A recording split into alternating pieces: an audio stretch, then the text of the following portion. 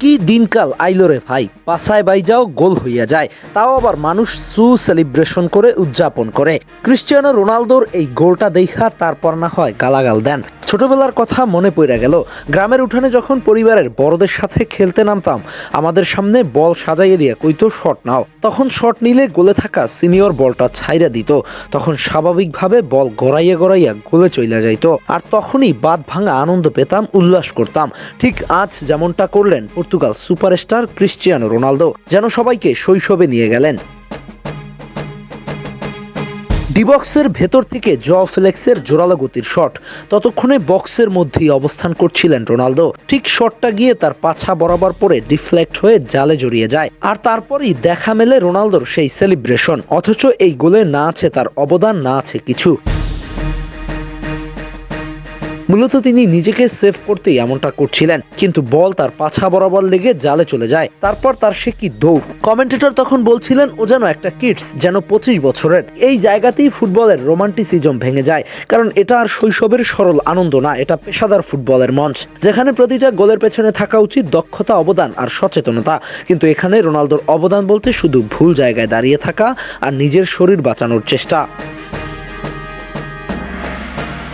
শটটা তার পাছায় লেগে ঢুকে গেল, এটা সৌভাগ্য, কাকতালীয় ঘটনা, কোনো কৃতিত্ব না। অথচ গোল হওয়ার পর সেই অতি উল্লাস, সেই দৌড় দেখে মনে হয় যেন তিনি নিজেই গোলটা বানিয়েছেন। একজন লেজেন্ডের কাছ থেকে দর্শক চায় পরিপক্কতা, আত্মসম্মান। এমন ফাঁকা গোলেও যদি শিশুদের মতো উদযাপন চলে, তাহলে সেটার নাম আনন্দ না, বরং বাস্তবতা অস্বীকার করা।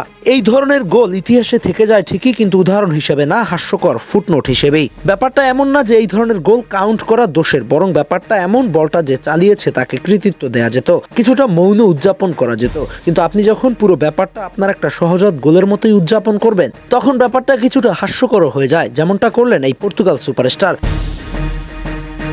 সব মিলিয়ে এই গোলটা আমাদের শিখিয়ে দেয় একটা জরুরি কথা: ফুটবল শুধু ফলাফলের খেলা না, এটা বার্তারও খেলা। কিভাবে আপনি গোল করেন তার চেয়ে অনেক সময় গুরুত্বপূর্ণ হয়ে ওঠে আপনি সেটা কিভাবে গ্রহণ করেন। শৈশবের উঠোনে এমন গোল হলে উল্লাস মানায়, কারণ সেখানে নিষ্পাপ আনন্দই শেষ কথা। কিন্তু পেশাদার মঞ্চে, বিশেষ করে যখন আপনি ক্রিস্টিয়ানো রোনালদো, একটা নাম, একটা মানদণ্ড, একটা প্রত্যাশা থাকে ভিন্ন। এই গোলটা স্কোরবোর্ডে থাকবে, পরিসংখ্যানে যোগ হবে ঠিকই, কিন্তু স্মৃতিতে থাকবে প্রশ্নবোধক চিহ্ন হয়ে। লিজেন্ড হওয়া মানে শুধু গোল সংখ্যা বাড়ানো নয়, বরং প্রতিটা মুহূর্তে নিজের উচ্চতা ধরে রাখা।